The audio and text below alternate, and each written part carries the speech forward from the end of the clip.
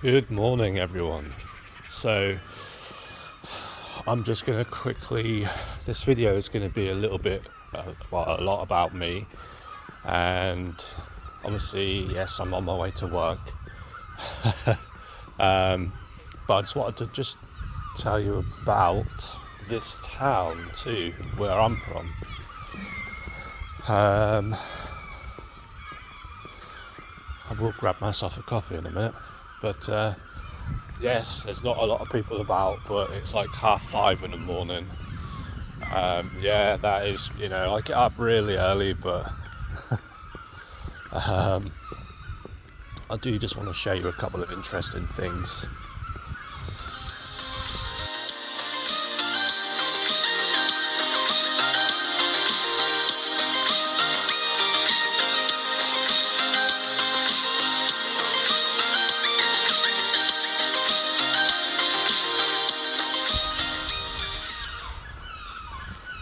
So one thing you're going to notice is the noise of these seagulls. They everywhere.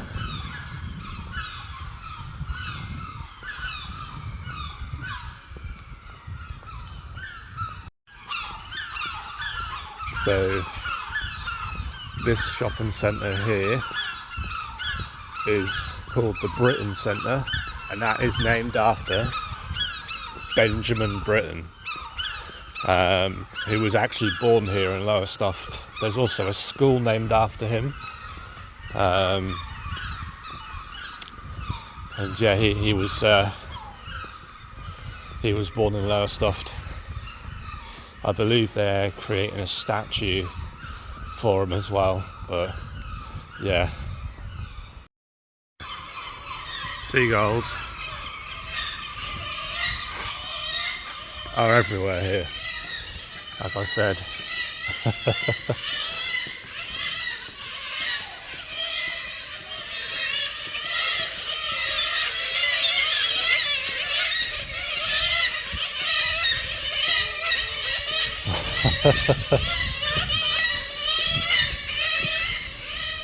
No matter where you go in this town, you can't really escape it. But yeah, it's quieting down a little bit now. So a little bit more history about this town. So I mean, present day, this town, it's not how it used to be. I don't know, it's sort of slowly degrading, I guess. It's not what it once was. But a little bit of interesting history. During World War One, this particular, because obviously it's right near the sea, this was turned into a navy base. And during World War Two, this was one of the most bombed places in England because of how close it was and because of it being turned into a navy base. During World War One, I will show you a monument we have in one of our parks, quite a small park, but we have a monument for World War One and Two. Now it used to be a big fishing port, but that was going back many years. Now, I don't know. It's not really known for much. So this theatre here, obviously does hold some big plays, but it also holds a lot of comedy, and we've had, you may not have heard of them, but like they're British comedians, but we've had Jimmy Carr here. He's one of my favourite comedians. We've had Lee Evans, who I've actually seen here myself, and while this isn't like the biggest place, this is more of like a warm-up for them, practice their material, stuff like that. So, you know, we've had some famous comedians down here, like practicing their material, you know, seeing what jokes work for when they go to the bigger stages, but that's fine, that's what it is. Other famous people that have been in this town, well,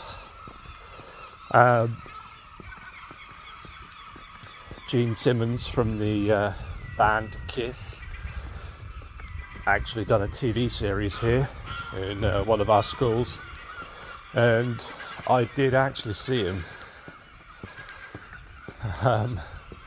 because I'm not a fan of his music and I don't really care about him. I will tell you he's very tall, but I remember standing at these traffic lights and he was standing right next to me, and I could just see the look on his face as if to say, why is this person not talking to me? Like, because I don't care for your music, mate. Like, you know what I mean? Just because you're a celebrity doesn't mean I'm going to be like, oh my God, I want an autograph, a photo. Like, no. Like, I didn't like your music, you know what I mean? I didn't like him, but just, you know, he's very tall.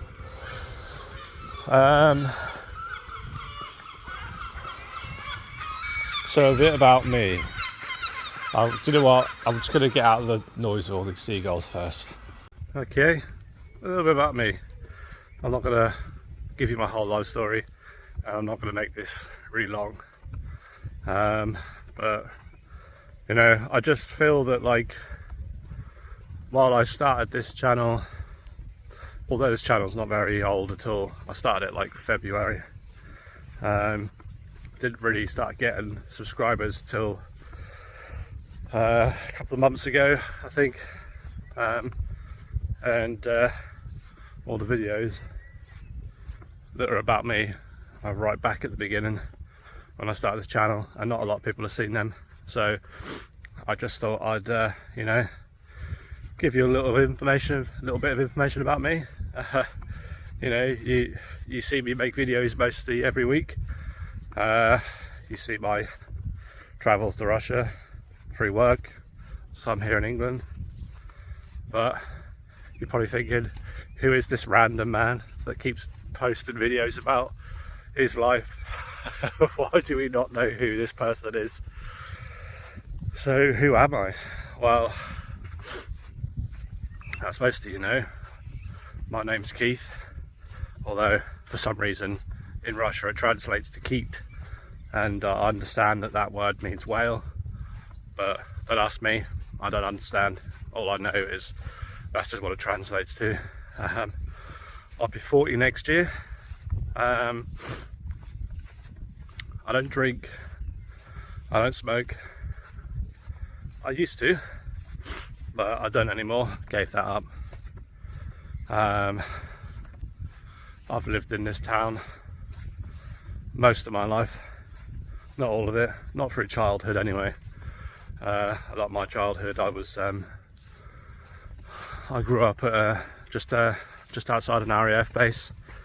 For those that are from England that are watching, it was Marham. Alright, I've got to try and make my way through this little mini jungle here. I always find the most interesting places to walk, don't I? I'm going to go down here and walk along the beach because it's just going to be easier. Okay, so yeah, I spent my childhood there. School life, not really that interesting, you know. Didn't really do too well at school, but yeah, it is what it is. When I was about 14, 15, I got made to join the Army Cadets as like a punishment, because I was naughty apparently.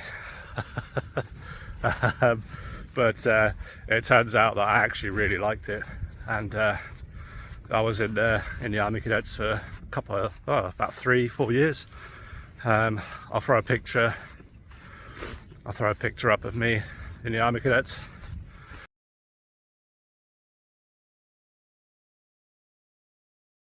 And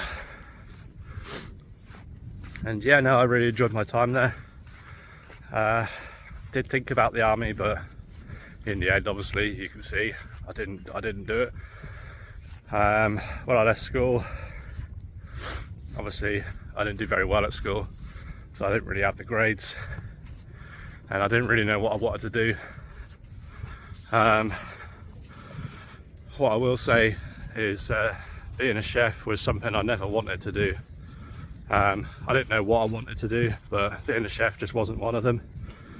But I needed a job, and the first job I found was apprentice chef, so I just thought, well, how hard can that be to cook?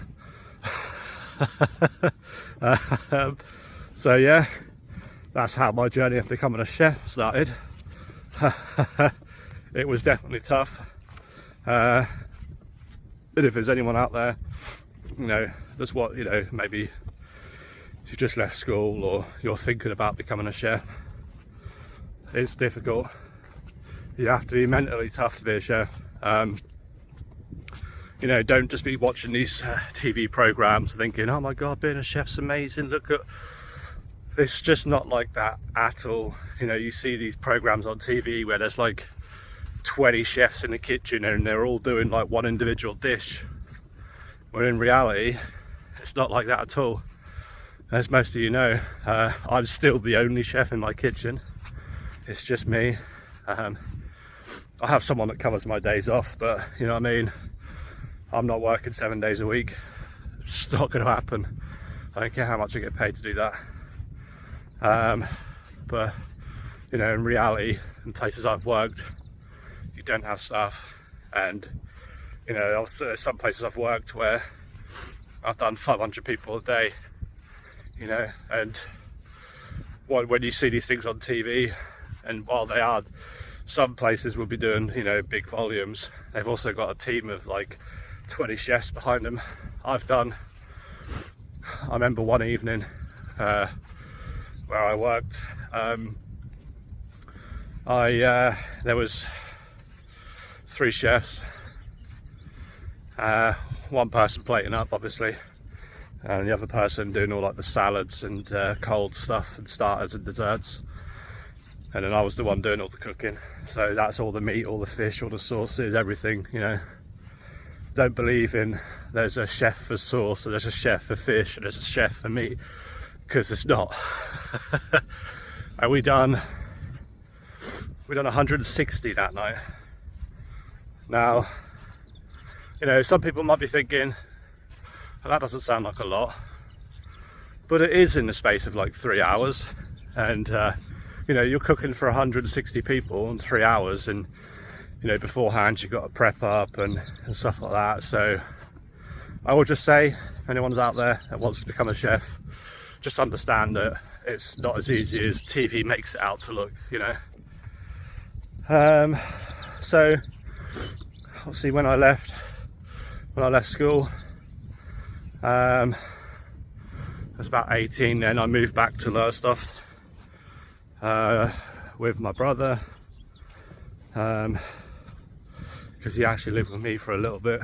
We had I think it was when I was 16, 17, I had a job, had my own place, and that sounds really cool, but it's not. And yeah, 18, I moved down here to be with family.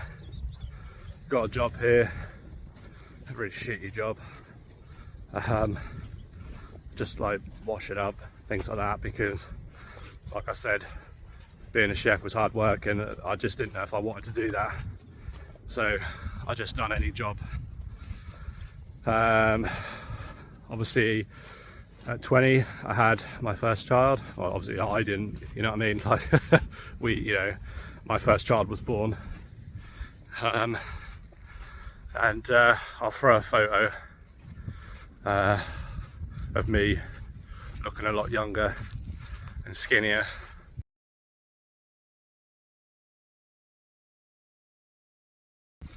Well, one thing I will say is, when I was a kid, I was really skinny. all the way up until I was probably about 30, and then I put a lot of weight on, and I think I got up to like 14 and a half stone, so that's about 86 kilos. I've lost a lot of weight since then, but not how I used to be. I think now I'm about 76 kilo, which is about 12 stone. But when I was younger, I was 10 and a half stone. And I could eat anything, you know, didn't matter what I ate. I could eat for England. So yeah. Then obviously I realised that washing up dishes isn't a good career. So I thought, well, I've already done a bit of chef work, I should probably just get back into that and just stop being a girl about it and crack on, you know. So I went back into chefing. I spent 10 years working in this busy place, where we were doing 500 triple a day, and then obviously along that way, then had my daughter. I just want to make I will be doing videos with my son and daughter, and I will be showing you family as well. I've just not got around to it. I was out yesterday with my son, and obviously he watches this channel also as well as my daughter does, and I asked him if he wanted to be in a video, and he said yeah, he said he wouldn't mind it. So there are going to be those videos coming, and to be honest, after that it was all just work.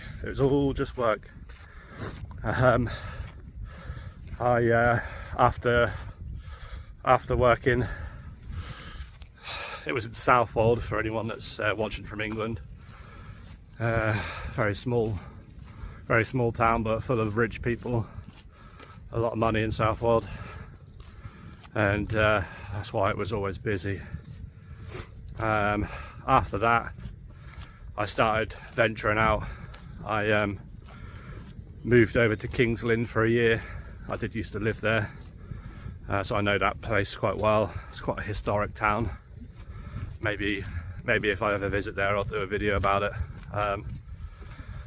But I worked in a pub, sorry, not a pub, a hotel, and I'll throw an image up, but when I was working there, although albeit a year, that was the year that we won Pub of the Year, so that's throughout the whole of England, and I was a part of that, so that was really nice.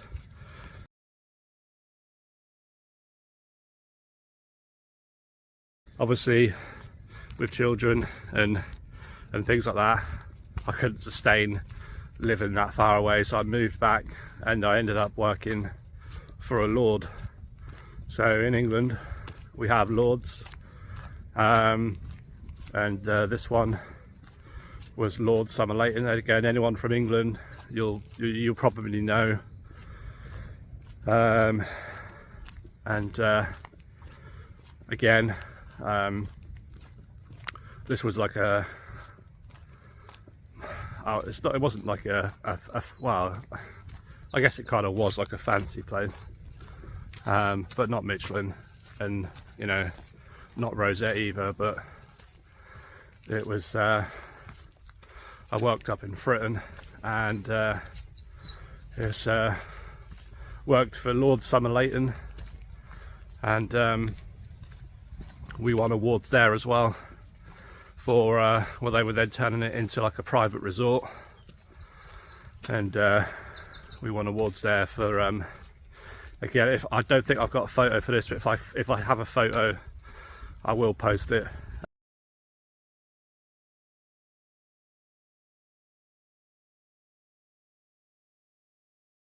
And this was for the best resort in England, or in the area at least, and I worked for Lord Somerleyton for I don't know, about 4 years, in between two different places. He owned the whole of Summer Leighton, and all the pubs and houses surrounding it.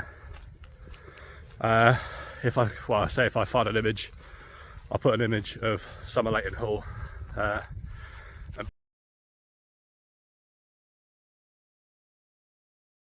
places of where I worked. I'll put them in this video, I promise. I know I say it, but I never do it.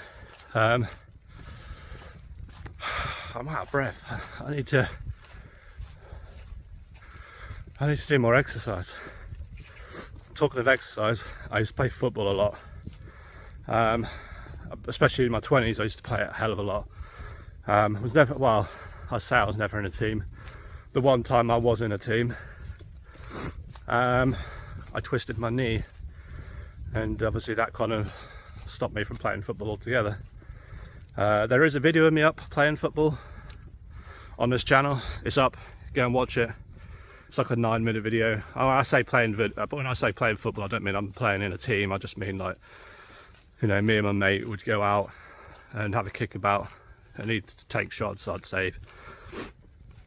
And that brings us kind of here to present day. Just after that 2019 thing that happened, I ended up working where I'm working now. Basically, I was just there to help a mate out. He was looking to become a head chef, and he wanted some advice from me and some help. So I was intentionally just going to be there to help him, maybe 6 months, maybe a year, and then move on. And then I end up being head chef there. I'm the only chef there. So yeah, and obviously you know the rest. You know, I'm traveling to Russia. I have a fiance now over there, and now I'm going to be starting my new life over there. So like I said, I don't want to make this video too long because this video is already quite long. I might trim some of this down, but yeah, it's just a little bit about me, really. And just so you know, I am going to be in Russia in like 6 days. Fly out on the 7th, and then I'll be in Russia on the 8th. And I know that that's probably the more interesting videos you want to see, because lately the videos I've been putting up just haven't really been getting a lot of views. You know, they're struggling to get past 500 views, and you know, I don't know if that's because they're just boring to watch, or notifications aren't turned on. I don't know what it is, but I will say, you know, if you could just check your post notifications, just switch them on, just so you're notified whenever a video goes up. And I know you prefer seeing videos from Russia, that's why you're subscribed. And you know, unfortunately, I'm not like these other people that do YouTube, and I don't live in the country, so I can't just be making videos that you want all the time. But I like to think that the videos I do make are at least interesting, because you know, I could offer you a glimpse into my life here in England, and kind of what it's like over here. But if you are enjoying these videos, sorry, there's cobwebs everywhere. If you could give it a like, comment, spread it, share it, and if you haven't subscribed and you keep watching, because I do get return viewers that aren't subscribed, just subscribe. Like, it doesn't cost anything. You just got to click a button. That's all you got to do. You're watching the videos anyway, so you might as well just help me out. I'll show you a bit more of my town. Okay, now coming up to the park with the monuments to World War I and World War II. But this is our lighthouse here. Only lighthouse we have. Obviously living on the coast, you need one.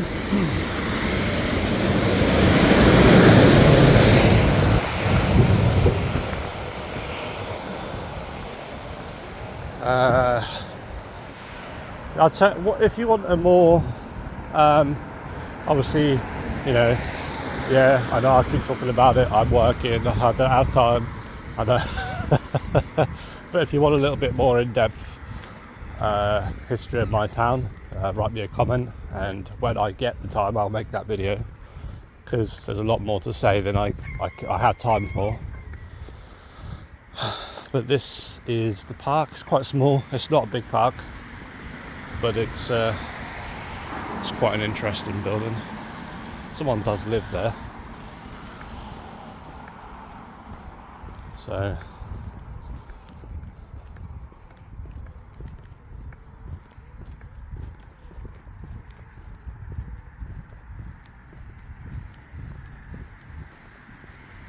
obviously here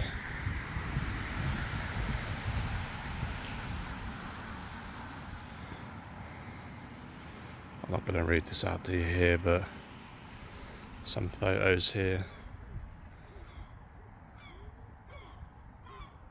from back then. That's for World War One.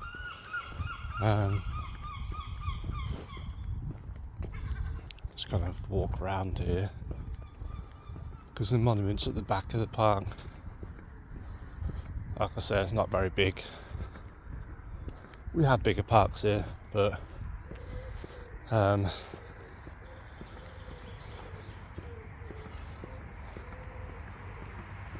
it's quite a nice park. It's well shaded away. Well, I know the sun isn't out today, but when the sun is out, it's quite nice to walk around here because there's a lot of shade with these trees.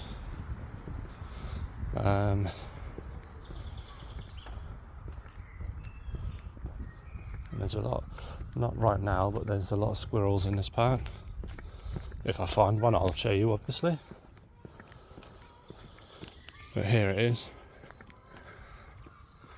Ship there right at the top. And I'll just walk you around it.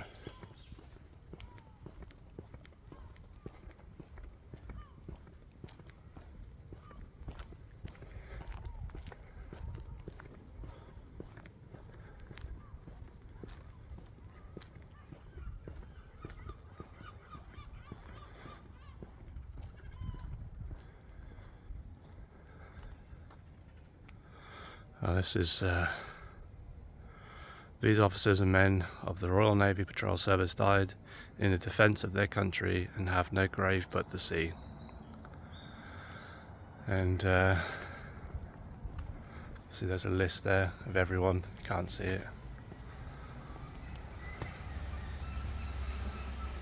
I'll just kind of walk around.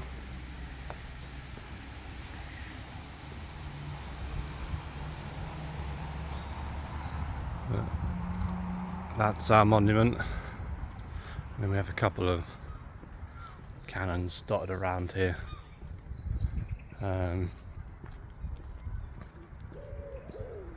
So a couple more there, and then there's a few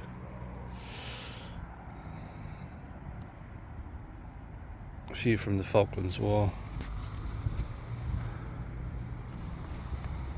Right, I'm now going to show you, because we live near the sea, we inevitably get floods. And I wasn't here, and I wasn't even born when this happened, but I will just show you. If I can find an old photo of it, I'll obviously post it, but there was, I was out for a walk yesterday actually, and I don't know why I never noticed it, because I walk past there all the time, and there was a sign with a date of the flood, and there was a line of where the actual flood waters came up to. So I'll show you that. Okay, so we're coming up to this sign.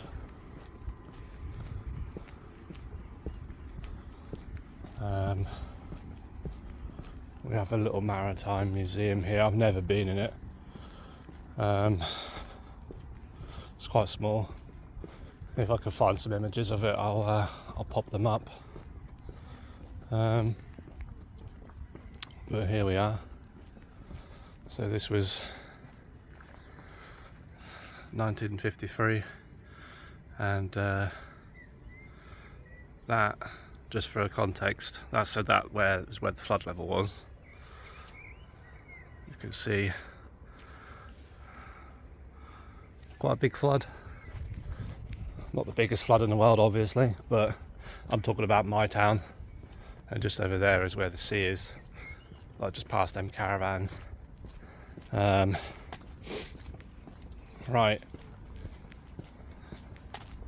Like I said, I'm making my way to work. I just kind of wanted to, I don't know. I was out for a walk yesterday, and I was walking past here because, you know, I do enjoy walking, and I noticed that, and it just got me thinking, you know, while I haven't lived here all my life, I've lived here most of it, and I just thought it would be interesting just to kind of, you know, share a little bit of history. It's really not a lot, but, you know, there's a lot more I could be talking about, but I don't want to make this video really long, and I just thought it would be interesting just to share a few facts, you know, a few interesting things, and just show you a few things. You know, I do plan on like doing a proper walkthrough of the town, and I want to do that, I think maybe, I don't know, maybe end of July, August. Another park there. Just quickly show you this. So, restaurant, kids play area, and this park is called Sparrow's Nest. Sparrow's Nest Park. Sorry for my finger being in the way there. So yeah, that's it. That is the end of this video. I do want to just say that my recent videos haven't been getting a lot of views lately. I don't know if that's because people don't have their notifications turned on, or what, I don't know. Or maybe my videos have been boring for you lot lately. I'd appreciate some feedback, some comments. Let me know what's going on. And if you have enjoyed this video, please give it a like, drop me a comment. You know, it kind of helps push these videos out to more people, and it gets me more motivated to make more videos. And if you haven't subscribed, please do so. I'll catch you in the next one.